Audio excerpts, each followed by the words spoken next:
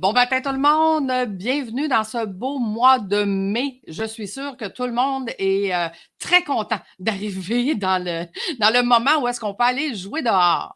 En fait, ce matin, nous recevons Marc-André Cloutier de Lasting Motion, notre spécialiste en vidéo. Bon matin Marc-André. Bon matin, Lucie, comment ça va? Et moi, ça va super bien. Et toi? Ça va très bien. Une semaine assez chargée, mais ça va très bien. Oui, parce que je pense que de ce temps-ci, toi, grâce au COVID, tu dois être très occupé. Tout le monde veut faire des vidéos à la maison, n'est-ce pas? Ouais, exactement. Ben, à la maison, puis aussi en studio, tu sais, j'ai une couple de clients là, qui sont qui ont des gros volumes de travail là, qui s'en viennent. Fait que là, on prépare ça en ce moment. Ah, excellent. Donc, Marc-André, tu sais un peu la formule du café de l'éclosion, c'est de raconter ton parcours d'entrepreneur. Donc, dis-nous, quel a été ton parcours à toi? Mon parcours est assez atypique. Dans le fond, moi, ce qui m'a toujours passionné, c'est la publicité. C'est toujours ça dans lequel je l'ai étudié. Fait que j'ai fait création médiatique avant, donc tout ce qui était vidéo, photo, graphisme, animation. Puis pour ça, j'étais arrivé en publicité à l'Université de Montréal, puis nos professeurs nous disaient, regardez, ils nous vendaient vraiment pas du rêve en nous disant la publicité, c'est plus ce que c'était avant. Regardez, vous allez faire de l'overtime, vous allez tout le temps être appelé à rester plus longtemps, à Oui. travailler sur plein de projets, puis votre opinion va pas avoir de poids dans le livrable final. Donc, mettons que c'était pas super intéressant, surtout pour quelqu'un qui a une tête dure comme moi, qui aime ça, qu'on entende mes idées. Fait qu'étant donné qu'à ce moment-là, je faisais de la production vidéo déjà, puis je me rendais compte que mes clients, ben en fait, ils savaient que le vidéo, c'était important, ils savaient que ça avait un gros impact, mais ils savaient pas quoi dire, à qui s'adresser, de quelle façon. Puis je me suis rendu compte que je pouvais offrir les services d'une petite agence de publicité en production vidéo en offrant tout ce qui était stratégie, en plus de tout ce qui est production, montage, animation, photo, tout ce qui est complémentaire pour avoir un seul point de contact, dans le fond, un produit final. Là, tu viens de décourager bien des gens qui sont en train d'étudier présentement dans tout le domaine. Enfin, ils vont tous s'en aller en vidéo, c'est bon. C'est ça. Publicité, c'est super intéressant, c'est le cas qui me fascine, mais c'est le monde d'agence que c'est vraiment des délais qui sont très, très, très serrés. Puis étant donné que maintenant, c'est moins comme t'investis 100 000 sur une grosse pub, c'est rendu un peu plus de la poutine quotidienne, ben c'est pour ça que là, le turnaround, là, il est très rapide. Je comprends, je comprends. Donc, dis-moi, qu'est-ce qui a changé justement là, à cause de la situation actuelle par rapport aux vidéos? Dis-moi. Par rapport à COVID? Oui, tout à fait. Oui, je dirais, bon, ben naturellement, il y a beaucoup de gens qui doivent travailler à distance, donc de coordonner les projets, c'est définitivement plus difficile. Mais les gens ont aussi compris que d'être plus autonome, d'être capable de, bien se représenter au travers d'une rencontre Zoom, Teams, peu importe, c'est plus important que jamais. Être capable d'avoir un environnement virtuel là, qui masque en fait que les gens sont en train de se filmer depuis leur comptoir de cuisine, ça c'est une bonne chose. Et puis, il y a beaucoup d'entreprises qui ont switché leur budget d'événementiel vers le vidéo, étant donné que tout ce qui était événement est devenu des événements virtuels, puis événements virtuels, ben, t'as pas le choix que ça soit au travers d'une vidéo d'une façon ou d'une autre. Oui, tout à fait. Puis ça fait quand même une différence là, pour celui qui regarde d'avoir quelque chose de qualité versus d'avoir quelque chose qui fonctionne plus ou moins ou qui est flou ou que tu ne vois pas le PowerPoint qui est présenté ou quoi que ce soit. Là. Je veux dire, ça peut faire la différence entre un succès ou un échec, en fait, là, je crois. Ah oui, absolument. Puis, tu sais, ultimement, c'est vraiment de savoir à qui qu'on parle, de quelle façon, c'est quelle manière qu'ils vont consommer le média. Parce que je pense qu'il y a eu beaucoup de tentatives ratées au départ de tout ce qui était événement virtuel, de dire, regarde, on va juste le faire, la même affaire qu'on fait d'habitude, mais préenregistré. Fait que là, normalement, tu as un gala en personne avec une représentation artistique. Mais regarde, on va juste filmer le numéro de cirque, puis on va le diffuser. Mais c'est parce qu'il y a pas grand monde qui vont s'asseoir comme avant quand ils étaient dans un gala pendant 4 heures, puis c'était vraiment super beau, puis dire, OK, ben maintenant, je vais prendre ces 20 minutes-là que normalement, on aurait regardé une présentation de cirque, puis on va le faire sur vidéo. Il faut quand même savoir adapter les concepts pour penser, OK, bon, ben cette personne-là est chez elle, il y a peut-être des enfants qui courent autour de elle, c'est quoi son attention, combien de temps que je peux lui donner, puis est-ce que c'est exactement la même chose que je devrais y présenter maintenant sur vidéo, ou est-ce qu'on devrait adapter les concepts? Là? Oui, tout à fait. Et puis corrige-moi, là, mais je veux dire, il y a de plus en plus ce que moi j'appelle du bruit là, sur les médias sociaux. Donc, ça devient très difficile de pouvoir se démarquer là, par rapport aux concurrents qui sont là en plus grand nombre. Ah, absolument. Puis le but, c'est pas de crier plus fort ou juste d'être plus visible que tout le monde. Non? Idéalement, c'est d'avoir un message plus précis, puis surtout de savoir à qui spécifiquement on s'adresse. C'est sûr, tu peux diluer ton message en disant, bon, ben, je vais m'adresser à beaucoup de gens, fait que je vais devoir être très générique dans ma manière de parler. C'est pas mal mieux de figurer spécifiquement c'est qui mon client idéal, c'est quoi ses besoins à cette personne-là, quitte à potentiellement aliéner d'autres gens, être très spécifique, puis que certaines personnes se disent, moi, j'aime pas ça, mais par contre, les gens qui vont aimer ça, eux, vont vraiment beaucoup plus coller à ton message. Oui. Mettons quelqu'un qui démarre en entreprise, là, par quoi il devrait commencer quand on parle de vidéo? C'est sûr, moi je dirais, tu démarres ton entreprise, commence tout de suite avec un site web avant le vidéo. Je te dirais, il y a OK. plusieurs clients des fois qui viennent, puis que leur marketing fait dur un peu, dans le sens qu'ils aimeraient ça avoir une vidéo ça pogne, ça a du succès sur le web, mais en tant que tel, le vidéo, ça fait partie d'une stratégie pas mal plus générale de marketing. Les gens vont aller sur ton site web en premier. Si le site web, il envoie pas un super beau message, avec que t'es le meilleur vidéo du monde, va pas être capable de convertir ultimement là, tes clients. Donc, s'assurer d'avoir une belle image de marque, un beau site web. Puis par rapport aux vidéos, ça va toujours dépendre du client en soi, à qui il s'adresse. Ça veut dire, mettons que tu es un coach. Ben, peut-être que je vais t'enseigner à faire tes propres vidéos avec une webcam, un bon micro, puis à faire du marketing d'éducation par toi-même. Mais si tu es une entreprise qui déjà a plus qu'un employé, ben c'est sûr que d'avoir un vidéo qui est produit professionnellement, qui va en mettre plein la vue, va être important. À ce moment-là aussi à évaluer, est-ce que tu es une entreprise qui se dessert, mettons, le Québec, le Canada au complet, ou tu sais, qui est une petite entreprise locale. Donc, c'est sûr que ça va, si tu me dis, on est un salon de coiffure local, ben, je vais pas te dire, investis 5 000 dans ton vidéo, ça va être un petit peu une perte d'argent. On va y aller avec des plus petits budgets, puis on va peut-être aller chercher avec d'autres médias complémentaires. Donc, c'est un peu du cas par cas dans ce cas-ci. Ah, OK. Je pensais que quand on choisissait la vidéo, on mettait le reste du marketing de côté, mais en fait, ça fait partie d'un ensemble de marketing, là. Puis, corrige-moi, mais la majorité des compagnies de marketing, c'est pas quelque chose qu'ils offrent, là, de dire, hey, on va prendre un certain budget pour aller aussi dans le vidéo. Ça dépend. Je te dirais, les lignes sont assez floues par rapport à c'est quoi qu'une agence marketing, une agence créative, une agence de pub, une agence de com vont faire. Je te dirais, maintenant, tu sais, avec le gig economy, comment ça fonctionne, c'est qu'il y a beaucoup d'entreprises qui vont pas avoir leurs fournisseurs vidéo à l'interne, qui vont avoir des fournisseurs comme moi. Comment, entre autres, moi, je travaille avec des clients directement, comme je travaille pour des agences. Donc, je OK. travaille pour plusieurs agences. Donc, OK, on a un besoin ponctuel de vidéo pour tel client, ben, on va aller chercher avec nos fournisseurs. Je te dirais que c'est le meilleur moyen pour ces agences-là de garder leur coût bas puis d'avoir de l'expertise. Parce que quand tu as un employé, l'employé il est moins incité à s'auto-actualiser, à investir Mm. dans son équipement, tout ça.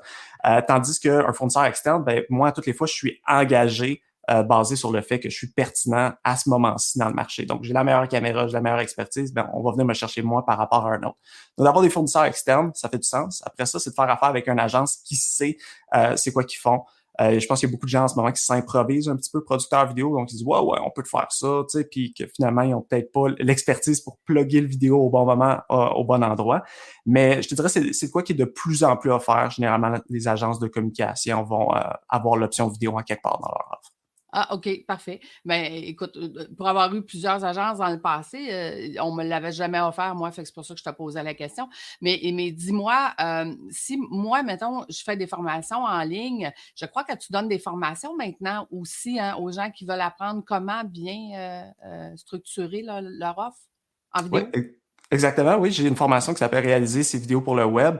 Grossièrement, c'est pour aider les entrepreneurs ou, mettons, les gens qui sont plus en vente à créer leur propre vidéo pour faire que ce soit du marketing d'éducation ou créer, admettons, une plateforme de formation en ligne, faire leur propre prospection sur le web ou même pour certaines personnes, c'est d'envoyer, mettons, une vidéo avec leur offre de service. J'ai un de mes clients récemment qui a été capable de booker un client. Mmh. La soumission, c'était pour environ 9 000 $. Puis, justement, grâce au fait qu'il avait fait une vidéo pour présenter sa soumission, ça l'a permis de se distinguer là, des autres soumissionnaires. Je pense qu'il y en avait près d'une dizaine, je crois, initialement, puis Quand il avait même. été retenu sur la petite sélection, puis après ça, c'est lui qui a eu le contrat. Puis le client, il a carrément dit, c'est parce qu'il avait présenté sa soumission avec une vidéo, là, qui tout de suite, il avait été remarqué. Donc, cette formation-là, c'est quand même pour un relativement vaste éventail de personnes, mais je dirais surtout les entrepreneurs et les gens qui font de la vente ou de l'éducation que ça va vraiment leur parler. OK, ben, excellent parce que ça veut dire, comme on disait tantôt, là, plus tu vas être professionnel dans ton marché et plus ton marché va te remarquer parce que plus il y a de monde, puis plus il faut se démarquer. Donc, ça devient une formule intéressante.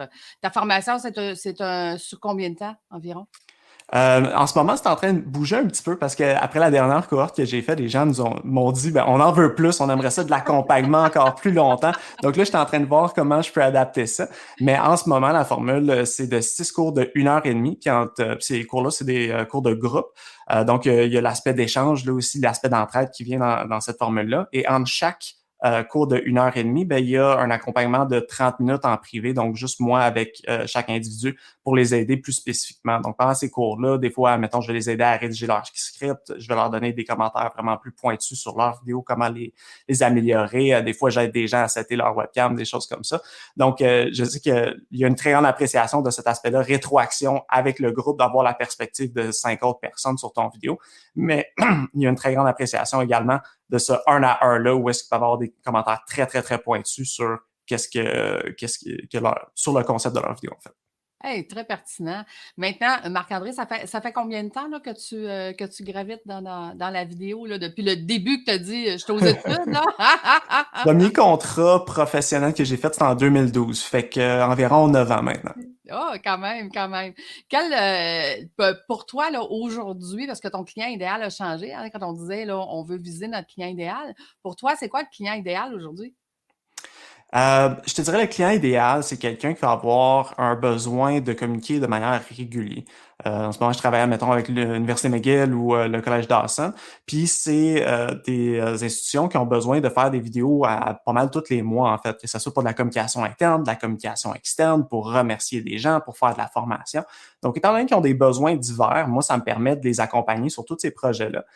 Moi, j'aime ça parce que ça permet aussi de bâtir une image de marque, de s'assurer qu'il y a vraiment une cohésion dans tous les livrables qu'ils font par rapport à certaines entreprises qui vont peut-être faire 2 vidéos par année, mettons, puis ça se ressemble jamais, tu sais, puis en fait, ça collabore pas à avoir une meilleure visibilité pour le client. C'est tout le temps des petits trucs un peu ponctuels.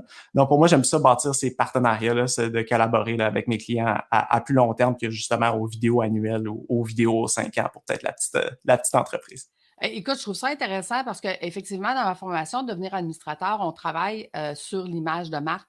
Puis on dit c'est quoi l'importance d'avoir l'image de marque à l'interne pour les employés, puis d'avoir l'image de marque à l'externe. Puis tu vois, j'avais jamais vu ça dans cet angle-là, de dire, hey, le vidéo, l'image de marque, c'est aussi d'avoir une communication vidéo qui est cohérente là, dans toutes nos communications. Je trouve ça super intéressant ce que tu amènes parce que c'est un volet qui est tellement important. Parce que, tu sais, j'ai fait une capsule justement la semaine passée en disant l'image de marque à l'interne, ça peut faire que tes employés vont recruter d'autres employés tellement qu'ils sont contents d'être dans l'entreprise, tu sais. Fait que donc, la vidéo, à ce moment-là, devient une des façons de communiquer notre image de marque. Vraiment intéressant. Par rapport à, c'est quoi, hey, je te lance une question comme ça, c'était quoi le contrat le plus difficile que tu as fait? Que tu as trouvé le plus difficile? Hmm. C'est difficile à dire. Je te dirais, difficile, parce qu'il y a différents types de difficultés, si on veut. Il y en a, mettons, que j'ai appris le plus. Il y en a que j'étais le moins, peut-être pas le moins préparé, mais que je m'attendais pas à ce que c'était. Je te dirais, celui que j'ai trouvé le plus difficile, c'est, je suis allé filmer au Pérou pendant une semaine de temps, en 2016, je crois. C'était pour une compagnie minière. Et ça a été difficile parce que, dans le fond, c'était 2 semaines avant de partir que le projet a commencé à être planifié. Fait que ça a été vraiment un peu du dernière minute à tout rassembler, tout ça. Puis nous, on s'attendait pas vraiment qu'on allait être logé dans une petite shed en métal. Puis moi, je revenais d'un voyage d'Asie à ce moment-là. J'avais juste apporté des pantalons en jeans. Fait que moi, j'avais eu super chaud à 40 degrés. Fait que moi, je me suis dit, regarde, je m'en vais au Pérou dans 2 semaines. Je vais pas me faire avoir encore une fois. J'ai juste apporté des shorts. Puis moi, je me rendais pas compte que sur l'hémisphère sud, c'est l'hiver. faisait 2 degrés, puis on dormait, c'est ça, dans une chaîne en métal, parce que quand on branchait la caméra le soir pour charger les batteries, la lumière baissait. Fait que ça a été assez difficile parce que c'était des situations de tournage un peu plus difficiles que la normale, puis un peu fatigué tout le temps, puis on a fini par avoir empoisonnement alimentaire dernière journée de travail. Fait que je te dirais, ça a été toute une aventure. Je m'en rappellerai toute ma vie. Puis j'ai appris beaucoup de cette expérience-là, mais ça a été rough. Mais le vidéo, finalement, est-ce que lui, il a cartonné? Il était impeccable, la vidéo. Réellement, là, des plans qu'on présentait au directeur général de l'entreprise, il dit « Wow, j'ai jamais vu ça. J'ai jamais été dans les mines comme ça. » Puis nous autres, Ah oui, On pas ça. avait carte blanche, accès à tout. Ah, c'est donc, mais cool. Hey, écoute, on voudrait le voir. C'est-tu possible? On Ben, le mettra en faut que lien. je vois s'il est encore publié, mais C'est encore publié, ouais, c'est ça, tu je pense qu'il y sais. a des plans sur mon portfolio sur lastingmotion.com. Le premier vidéo qui parle, il y a deux, trois plans qui passent de ça. Ah, OK, on va aller voir tes plans. Non, mais c'est intéressant quand même. Euh, Quel genre de collaboration tu as besoin d'un client pour avoir, mettons, quelque chose qui fait du sens là, au bout de la ligne, là? Juste clarifier ta question, quel genre de collaboration, dans le sens, quel genre d'informations j'ai besoin d'obtenir d'un client pour pouvoir faire un bon vidéo? Genre, tu sais, d'expérience, je connais des clients qui sont toujours à la dernière minute, qui n'ont pas le temps, puis qui ne donnent pas. Tu sais, comme en marketing, là, ils ne donnent pas les photos, ils ne donnent pas le texte, ils ne donnent pas ci, ils ne donnent pas ça. Mais au niveau du vidéo, de quoi tu as besoin pour bien travailler? Ben moi, ultimement, ça va être de comprendre vraiment le client, de savoir son mission, vision, valeur, bon, c'est sûr, son identité corporative, mais de voir surtout c'est quoi ses points de vente, c'est quoi ses éléments différenciateurs à qui il s'adresse précisément. Donc, de commencer avec l'aspect qui est vraiment plus marketing. Puis après ça, on se dit, OK, par le vidéo, comment est-ce qu'on peut illustrer ces points différenciateurs-là? Donc là, avec la discussion avec le client, on va élaborer, bon, ben c'est sûr, on va peut-être faire une entrevue avec lui, on va peut-être faire du visuel dans son entreprise, aller chercher des petites affaires comme ça. Puis ensuite, c'est de tout faire la coordination pour planifier le tournage, faire le montage par la suite. Donc, c'est sûr, encore une fois, ça va dépendre d'un projet à l'autre, mais je te dirais, ça va être beaucoup en amont du projet où est-ce qu'on figure, OK, c'est quoi qu'on veut mettre de l'avant? On veut pas juste faire un vidéo qui est beau, qui fait un effet wow, mais qui communique un message clair puis qui incite à l'action. Si tu changes pas le comportement des gens suite à cette vidéo-là, ben, c'est un échec total. Tu as peut-être mis un beau sourire sur le visage des gens, puis l'entrepreneur, il est fier de comment ça représente son entreprise, mais si tu crées pas un résultat, ben, c'est de l'argent garoché à la poubelle. Là. OK. Fait que donc, il y a quand même beaucoup de planification là, avant de dire Hey, je vais m'en aller en live. Là. Un live, c'est beau, c'est le fun, là, mais c'est peut-être pas ça qui vend le plus, là. De ce que je Exactement. comprends. Excellent. Dis-moi, est-ce qu'on aurait quelques trucs à donner à l'auditoire, Marc-André? Truc à donner, je dirais, ça va être surtout de s'entourer tu sais, du point de vue d'un vidéo, là, ça va être de s'entourer de partenaires qui vont être prêts à te questionner, qui va pas juste dire oui, parfait, je fais exactement ce que tu as en tête, mais te poser la question plusieurs fois, pourquoi tu veux faire ça, c'est quoi l'effet que tu essaies d'entraîner au bout du compte, puis de te dire, est-ce qu'il y a une manière peut-être plus élégante, plus efficace, ou qui va avoir un plus grand impact d'atteindre le même objectif. Je pense pour le vidéo, ça peut être super séduisant, c'est beau, c'est le fun à faire, mais il faut pas oublier que ultimement, c'est pour créer un résultat. Donc, d'avoir un partenaire qui a cette expérience-là puis qui est capable de poker aux idées du client, puis peut-être de froisser un petit peu au départ parce que c'est pas la vision qu'il avait en tête depuis les 5 dernières années, mais qu'ultimement, il va avoir un vidéo qui va sincèrement lui rendre service, qui va apporter les résultats qu'il a besoin. Je pense que c'est la chose la plus importante. Donc, de s'entourer d'experts qui sont capables de dire pourquoi. Oui, ben en fait, moi, souvent, j'ai dit, puis je le dis à la blague, là, j'ai dit, moi, dans le fond, là, exemple, mes cheveux, là, c'est pas moi, il faut qu'ils aiment, c'est ceux qui me regardent. Ben, une vidéo, c'est un peu la même chose, hein, c'est pas toi, il faut qu'ils l'aiment, c'est l'audience qui le regarde, il faut qu'ils l'aiment. Donc, c'est quoi l'objectif de l'audience? Et je pense que ça, en tant qu'entrepreneur, c'est des choses qu'on a de la difficulté à comprendre. Moi, en tout cas, ça m'a pris plusieurs années à comprendre que, tu sais, quand on fait affaire avec des experts et qui savent qu'est-ce que l'audience aime, il faut leur faire confiance, là, parce que c'est ça qui va donner le résultat au bout de la ligne. Fait que c'est un peu, ça vient rejoindre un peu ce que tu dis, là. Tu sais, faites confiance à vos spécialistes, puis ça va bien aller. C'est super difficile de faire son propre marketing, tu sais, en tant que tel. Bon, mon marketing il est vraiment minable. Tu sais, mes médias sociaux sont pas à jour, tout ça. J'ai la chance de pas avoir besoin de médias sociaux pour pour être pas mal saturé en ce moment. Mais en ce moment, je travaille sur mon marketing, puis je le fais en partenariat avec d'autres personnes parce que c'est très difficile d'avoir de la perspective sur son propre produit par rapport à aller voir quelqu'un qui, de l'extérieur, peut dire ah ben ça m'intéresse, ça m'intéresse pas, que peut-être pas ton expertise de production vidéo, mais c'est encore mieux parce que mes clients n'en ont pas cette expertise-là. Donc, je veux cette perspective-là.